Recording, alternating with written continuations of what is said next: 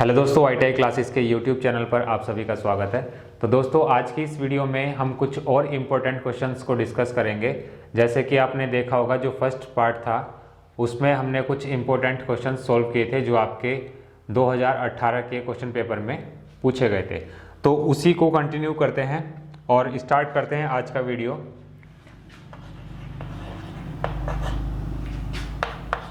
ये भी आपका एक प्रैक्टिस सेशन है।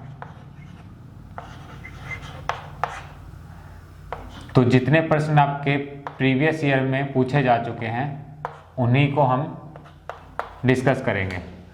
तो आइए शुरू करते हैं। फर्स्ट क्वेश्चन है आपका कि कोट थीटा का जो रेशियो होता है वो आपसे पूछा गया है।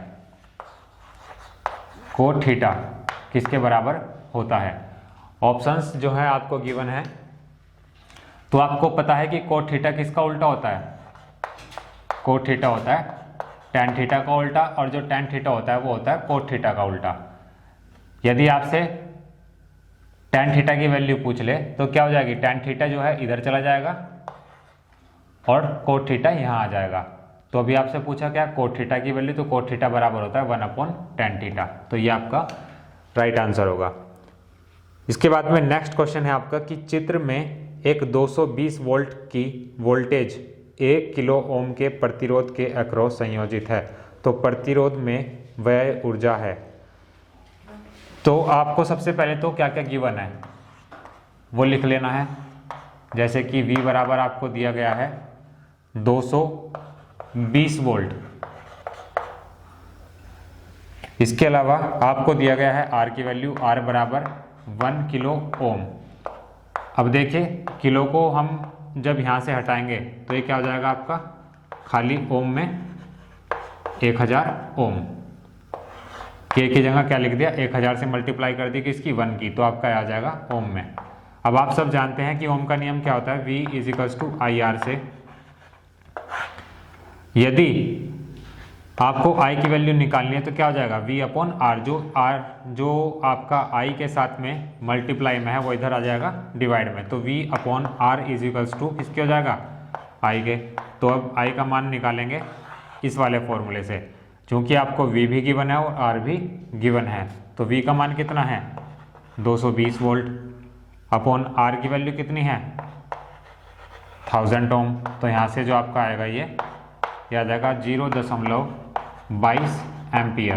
क्योंकि जो करंट का मात्रक होता है वो क्या होता है? एम्पियर। तो ये तो आई अभी आपकी I की वैल्यू। अब देखिए पूछा क्या कि प्रतिरोध में व्यय ऊर्जा है। प्रतिरोध में कितनी आपकी जो पावर है वो कितनी खर्च हुई? तो आपने फॉर्मूला पढ़ा होगा P = V × I। अब देखिए P आपको निकालना है, V भी आपके पास में है, I आपने यहाँ से फाइंड आउट किया। तो वैल्यू पुट करेंगे, V का मान 220 गुणा I का मान 0.22। जब आप इसकी मल्टीप्लाई करेंगे, यहाँ से क्या किया हमने? दशमलव हटाया, 1 0 से 1 0 कैंसिल हो जाएगी। तो ये आपका आ जाएगा 22 की 22 में गुणा करेंगे तो क्या आता है? 484। और जब 10 से भाग करेंगे तो ये आ जाएगा 48.4 वाट। ये क्या हो जाएगा? इसका सही आंसर होगा। एक बार फिर से देखते हैं। आपको वोल्टेज दिया गया था, मींस V की वैल्यू आपको दी गई थी 220 वोल्ट और आपको रेजिस्टेंस दिया गया था 1 किलो ओम। तो क्या किया आपने? किलो ओम से ओम में बनाया तो क्या हो जाएगा? 1 की गुणा कर देंगे 1000 से तो आपका आ जाएगा 1000 ओम। अब आप सब जानते हैं कि ओम के नियम से V = क्या होता है? I × R। तो I की वैल्यू आपको निकालनी है, V और R आपको गिवन है। तो यहाँ से निकाल लेंगे I की वैल्यू। इसके बाद में पूछा क्या है कि व्यय ऊर्जा क्या होगी, मीन्स जितनी ऊर्जा खर्च हुई है वो आपकी क्या होगी। तो आपने फॉर्मूला पढ़ा होगा P = V × I।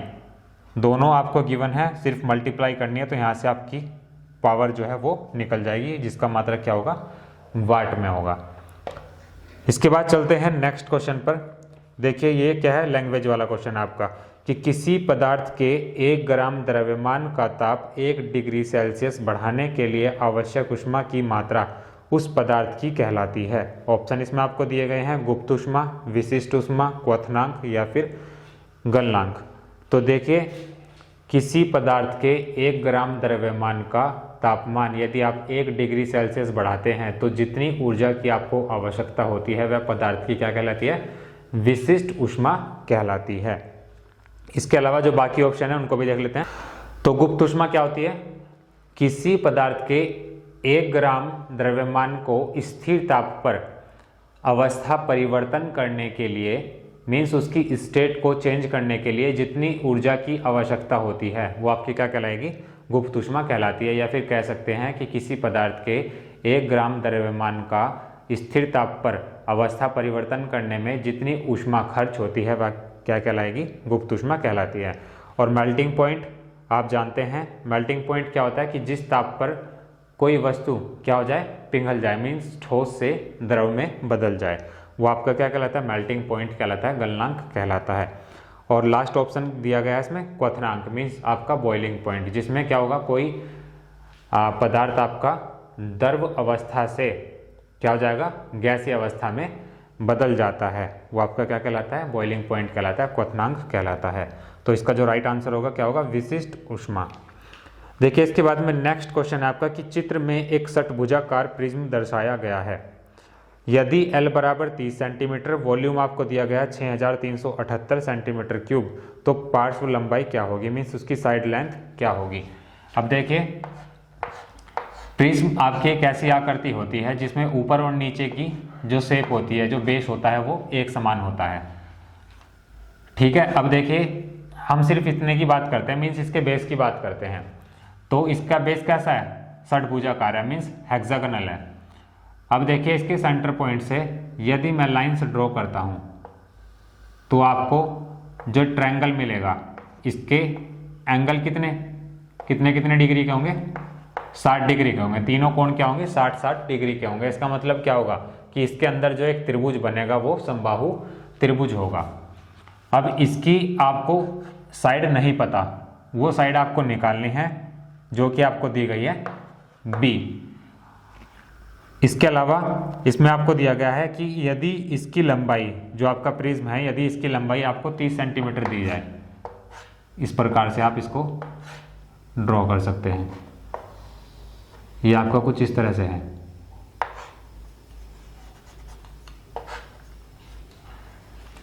अब देखिए यदि मैं इन लाइंस को पूरा कर दूं, अब देखेंगे आप कि इसके अंदर कितने त्रिभुज बने? 1 2 3 4 5 6। टोटल त्रिभुज कितने बनेंगे? 6 बनेंगे।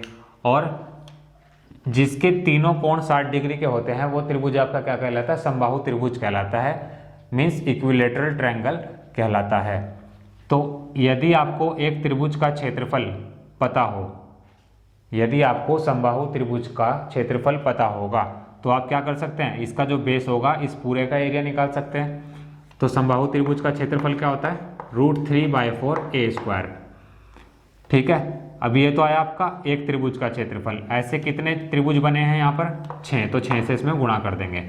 अब आप जानते हैं कि वॉल्यूम का फॉर्मूला क्या होता है? Volume = area of base into height. Area of base into height, ये आपका वॉल्यूम होता है।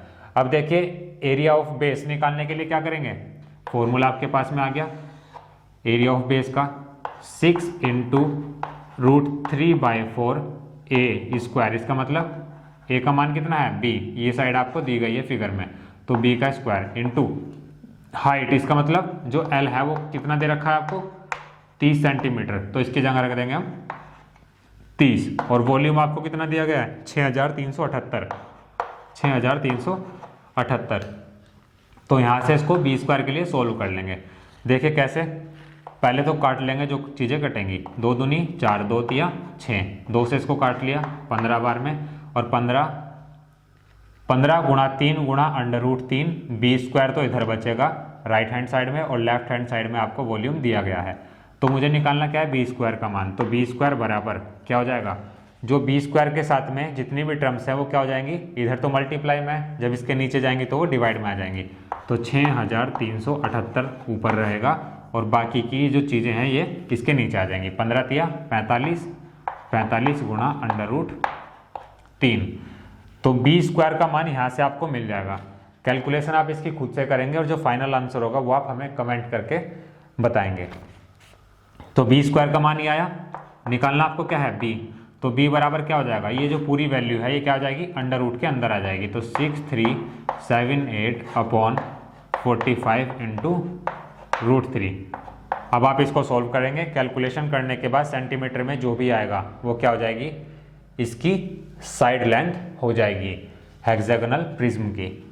तो आप इसको सॉल्व करेंगे और कमेंट करके इसका आंसर हमें बताएंगे। एक बार फिर से देखते हैं, ये आपका कोई हेक्सागोनल प्रिज्म है और आपको पता होना चाहिए कि फॉर्मूला क्या होता है इसका। यदि आपको फॉर्मूला पता होगा तो आपको सिर्फ वैल्यूज पुट करनी है। अब देखिए वॉल्यूम क्या होता है आपका, area of base into height. Area of base आप निकालेंगे कैसे, जब आप इसमें देखेंगे कि इसके अंदर कैसा त्रिभुज बनता है, इक्विलेटरल ट्रायंगल बनता है, मीन्स समबाहु त्रिभुज बनता है। एक समबाहु त्रिभुज का क्षेत्रफल कितना होता है, √3/4 a²।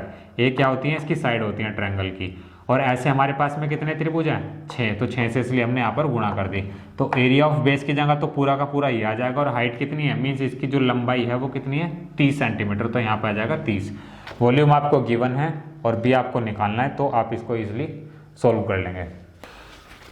इसके बाद चलते हैं नेक्स्ट क्वेश्चन पर कि यदि एक लैंप पर 250 वाट बटा 5 एम्पियर अंकित है तो रेटेड वोल्टेज होगी। वोल्टेज इसमें आपको निकालनी है और लिखा क्या हुआ है लैंप पर आपके 250 वाट बटा 5 एम्पियर। इसका मतलब ये हुआ कि इसकी पावर आपको गिवन है 250 वाट और इसमें आपको करंट दिया गया है 5 एम्पियर। तो अभी हमने आपको फॉर्मूला बताया P = V × I होता है, मीन्स आपको V की वैल्यू निकालनी है। तो V निकालने के लिए क्या करेंगे, I इसके अपॉन में चला जाता है।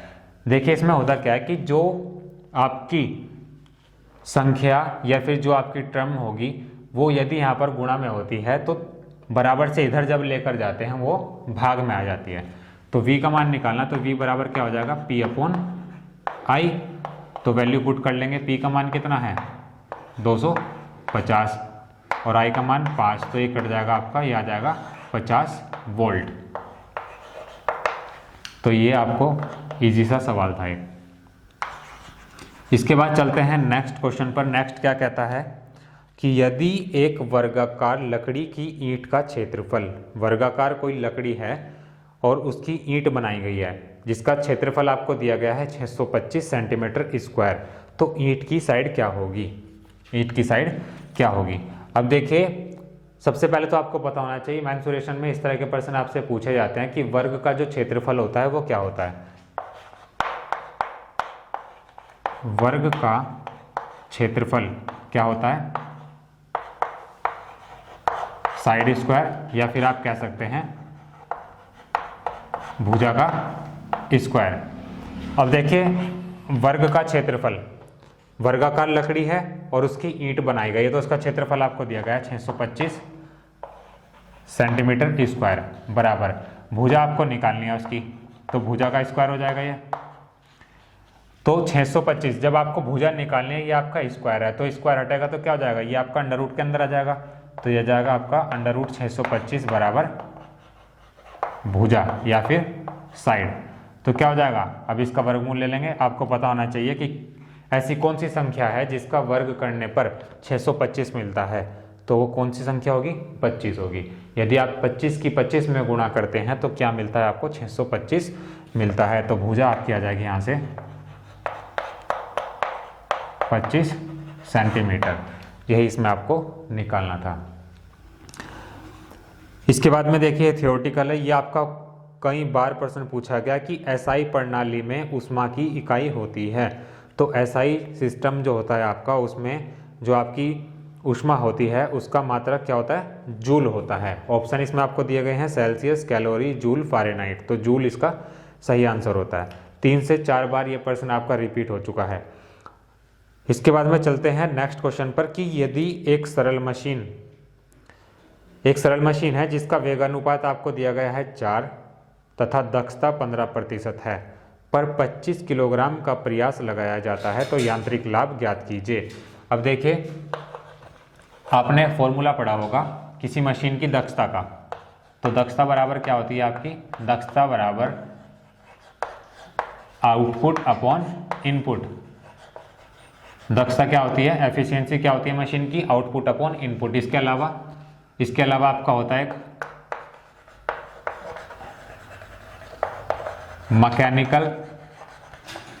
Mechanical advantage upon velocity ratio, means यांत्रिक लाभ बटा क्या होता है, वेगानुपात। ये आपकी दक्षता का फॉर्मूला होता है। अब देखिए ये वाला फॉर्मूला हम इसमें यूज करेंगे। अब देखते हैं क्या क्या चीज हमें गिवन है। दक्षता आपको दी गई है, कितना है, 15%, तो यह जाएगा आपका 15% बराबर मैकेनिकल एडवांटेज आपको निकालना है, तो मैकेनिकल एडवांटेज आपका ऐसे ही रहेगा। वेगानुपात आपको दिया गया है कितना, 4, तो यह जाएगा 4। अब क्या करना है, मैकेनिकल एडवांटेज निकालना है, तो क्या कर देंगे, क्रॉस मल्टीप्लाई कर देंगे, तो 15% की गुणा कर देंगे किसमें, 4 में।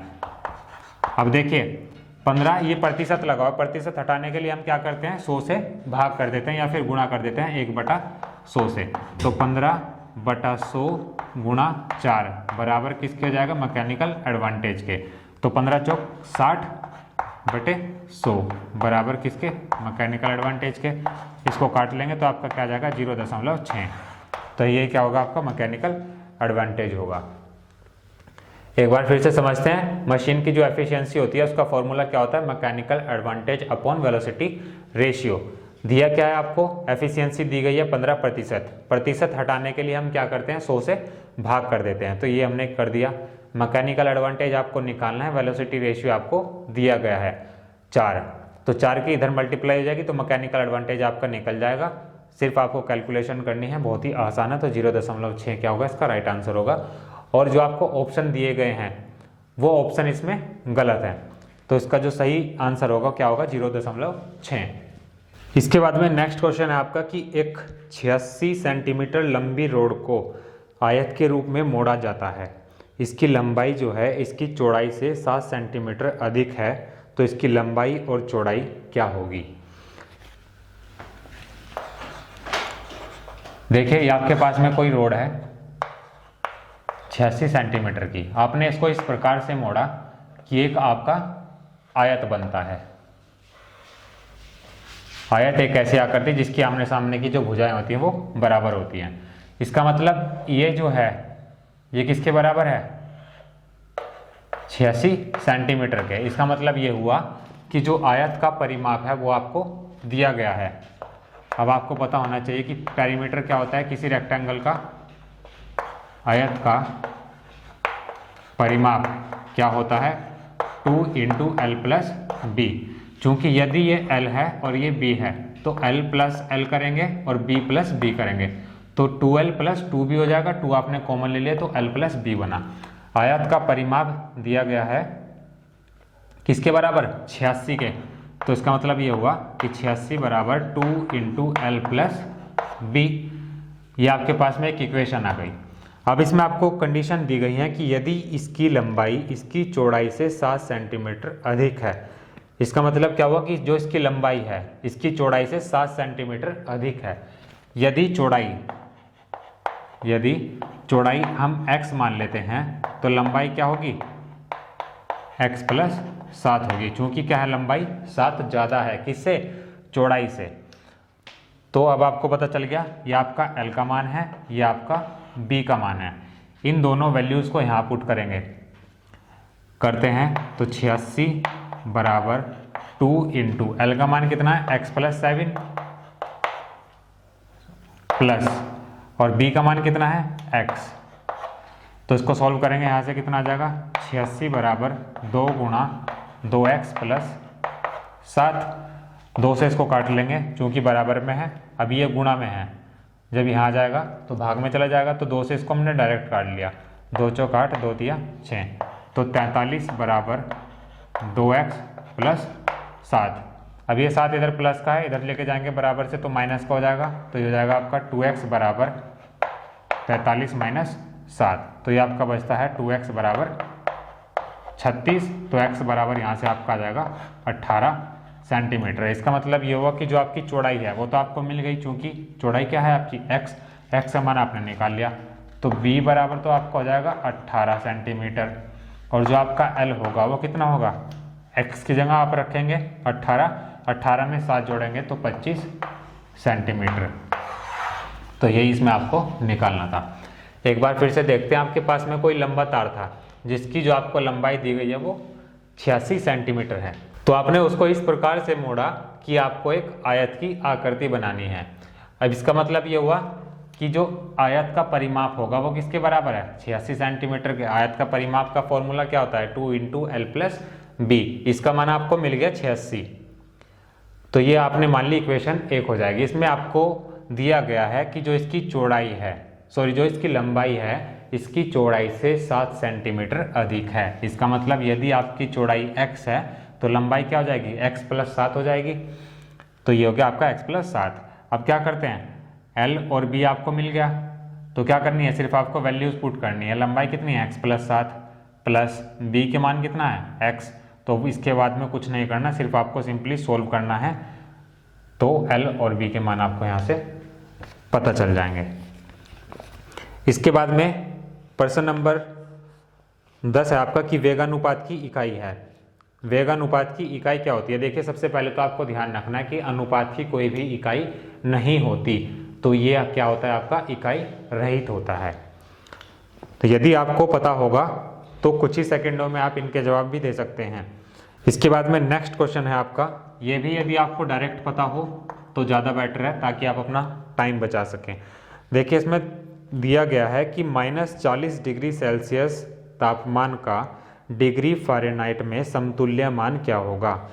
मीन्स सेल्सियस में जो है टेम्परेचर आपको दिया गया है, फ़ारेनहाइट में आपको बताना है। तो -40 डिग्री सेल्सियस एक ऐसा तापमान होता है जिसकी वैल्यू फ़ारेनहाइट में इसी के बराबर होती है। यदि आपको नहीं पता तो सोल्व कैसे करेंगे, आपको एक रिलेशन पता होगा टेम्परेचर में, C/100 = F - 32/180। क्या करना है, C का मान आपको दिया गया है -40 डिग्री सेल्सियस अपॉन 100 बराबर F - 32/180। क्या करेंगे, ये 0 से ये 0 कट जाएगी आपकी, और ये 0 से आपकी ये 0 कट जाएगी। क्या करना है, क्रॉस मल्टीप्लाई करेंगे, 18 × 4 = 72, तो माइनस के 72 बराबर F - 32। अब ये इधर माइनस में है, इधर जाएगा तो प्लस में हो जाएगा, तो 32 - 72 बराबर किसके, F के। घटा लेंगे, ये आपका आ जाएगा 40, और चिन्ह आपका आएगा माइनस का, क्योंकि जो बड़ी संख्या है उसके सामने चिन्ह लगा हुआ है माइनस का, तो इसलिए यहाँ पर माइनस आया। तो ये आपका हो जाएगा F की वैल्यू। तो आपने देखा होगा कि यहाँ जो आपको टेम्परेचर दिया गया था डिग्री सेल्सियस में, वो कितना था, -40, और जो आपका फ़ारेनहाइट में आया वो भी कितना आया, -40। तो यदि आपको डायरेक्ट ये पता होगा कि -40 डिग्री सेल्सियस बराबर किसके होता है, -40 डिग्री फ़ारेनहाइट के, तो आप इसको डायरेक्ट भी बता सकते हैं। अदरवाइज़ आपको ये फॉर्मूला पता होना चाहिए, उसके बाद आप कैलकुलेशन करेंगे, तब यहाँ तक पहुँच पाएंगे। इसके बाद में नेक्स्ट है आपका कि किसी मशीन की दक्षता होती है। देखिए, अभी अभी हमने आपको बताया था कि जो मशीन की एफिशिएंसी होती है वो किसके बराबर होती है, किस किस का अनुपात होती है, वो होती है आपका मैकेनिकल एडवांटेज और वेलोसिटी रेशियो का रेशियो होता है। तो इसका जो राइट आंसर होगा क्या होगा, यांत्रिक लाभ बटा वेगानुपात। इसके बाद में नेक्स्ट क्वेश्चन है आपका कि किसी सरल मशीन के यांत्रिक लाभ का सूत्र है। तो यांत्रिक लाभ का जो सूत्र होता है वो क्या होता है, भार द्वारा चली गई दूरी बटा प्रयास द्वारा चली गई दूरी, जो कि आपको ऑप्शन डी में दिया गया है। तो ये इसका सही आंसर होगा। इसके बाद में चलते हैं नेक्स्ट क्वेश्चन पर कि दिए गए परिपथ में तुल्य प्रतिरोध का मान क्या होगा जिसमें 30 ओम के 3 प्रतिरोध संयोजित हैं। देखिए, आपको दिया गया है एक डायग्राम जिसमें आपके 3 प्रतिरोध लगे हुए हैं और तीनों की वैल्यू दे रखी है आपको 30 ओम। अब आपको पता होगा कि ये किस प्रकार का संयोजन है, ये आपका है समांतर क्रम संयोजन। मीन्स समांतर श्रेणी में ये तीनों के तीनों जो हैं आपके लगाए गए हैं। अब रिजल्टेंट जो रेजिस्टेंस है वो आपको निकालना है। तो समांतर क्रम में क्या होता है, formula 1/R = 1/R1 + 1/R2 + 1/R3। अब देखिए R1 का मान भी 30 है, R2 का मान भी 30 है, R3 का मान भी 30 है, तो वैल्यू पुट करेंगे 1/r is equals to 1/30 plus 1/30 plus 1/30। क्योंकि इसका जो बेस है वो समान है, 30 है, तो क्या करेंगे ऊपर वाली संख्या सीधी जोड़ देंगे और बटे में 30 कर देंगे, तो 1 2 3, तो ये आपका हो जाएगा 3/30। जब इसको काटेंगे तो आपका आएगा 1/10, और जब आप इसकी क्रॉस मल्टीप्लाई करेंगे तो क्या हो जाएगा R बराबर 10 ओम। ये क्या हो जाएगा रिजल्टेंट रेजिस्टेंस आ जाएगा आपका 10 ओम के बराबर। तो यही इसमें आपको निकालना था। आपको यदि इसमें फॉर्मूला पता होगा तो कुछ नहीं करना, आपको वैल्यू पुट करनी है। यदि यही आपके तीनों प्रतिरोध श्रेणी क्रम में होते तो फॉर्मूला क्या हो जाता R is equals to R1 plus R2 plus R3, और समांतर क्रम में क्या होता है 1 में आ जाता है, 1/r is equals to 1/r1 plus 1/r2 plus 1/r3। तो वैल्यू पुट कर लेंगे, उसके बाद में सॉल्व कर लेंगे। इसके बाद में चलते हैं नेक्स्ट क्वेश्चन पर। यह भी आपका थियोरेटिकल है कि किसी त्रिभुज में यदि दो भुजाएं समान हो तो त्रिभुज कहलाता है। अब देखिए ऐसा त्रिभुज जिसकी दो भुजाएं समान होती हैं वो आपका क्या कहलाता है, समद्विबाहु त्रिभुज कहलाता है। इसके अलावा ऑप्शन बाकी भी आपको पता होने चाहिए। समकोण त्रिभुज कैसा होता है, जिसमें एक कोण आपका 90 डिग्री का होता है, वो आपका समकोण त्रिभुज कहलाता है। इसके अलावा समबाहु त्रिभुज कौन सा होता है, समबाहु त्रिभुज होता है वो त्रिभुज जिसकी तीनों की तीनों भुजाएं एक समान होती हैं, वो आपका समबाहु होता है। और विषमबाहु कौन सा होगा, जिसकी तीनों की तीनों भुजाएं विषम हो, या फिर कह सकते हैं जिसकी तीनों की तीनों भुजाएं अलग अलग होती हैं, वो आपका विषमबाहु त्रिभुज कहलाएगा। तो इसका जो राइट आंसर होगा समद्विबाहु त्रिभुज होगा। इसके बाद में नेक्स्ट है आपका कि a प्लस बी प्लस सी का होल स्क्वायर बराबर होगा। यह फॉर्मूला आपने पढ़ा होगा 7th 8th क्लास में कि यदि आपको इसका स्क्वायर करना तो फॉर्मूला क्या होता है, a square plus B square plus C square plus 2ab plus 2bc plus 2ca, ये आपका फॉर्मूला होता है। अब देखिए 2 यहाँ भी है, यहाँ भी और यहाँ भी है, तो क्या कर लेंगे इन तीनों से 2 बाहर ले लेंगे, तो बचेगा क्या a square plus B square plus C square plus 2 bracket लगा देंगे ab plus bc plus ca।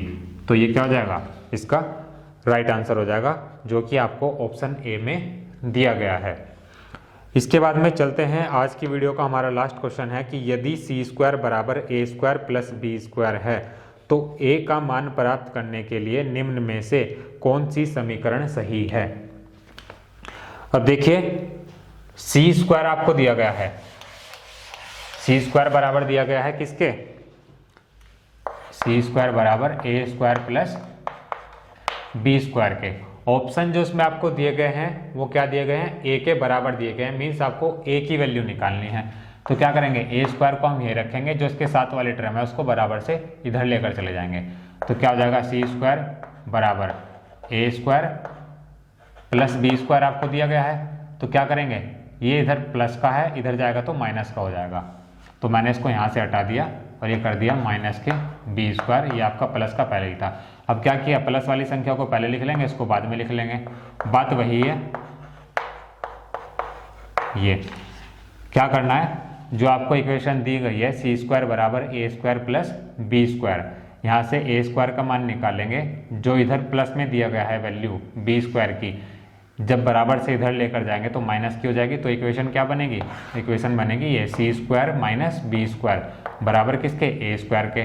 a का मान आपको निकालना है तो a बराबर क्या हो जाएगा, C square minus B square का अंडर रूट। चूँकि ये आपका स्क्वायर के बराबर है, जब आप स्क्वायर हटा देंगे तो ये वाली जो वैल्यू होगी लेफ्ट हैंड साइड में पूरे की क्या हो जाएगी, अंडर रूट के अंदर चली जाएगी। तो ऑप्शन सी जो आपको दिया गया है a is equals to under root C square minus B square, यही इसका राइट आंसर होगा। तो दोस्तों आज की वीडियो में सिर्फ इतना ही रखेंगे और नेक्स्ट वीडियो में डिस्कस करेंगे कुछ और इम्पोर्टेंट एक्सपेक्टेड क्वेश्चंस की।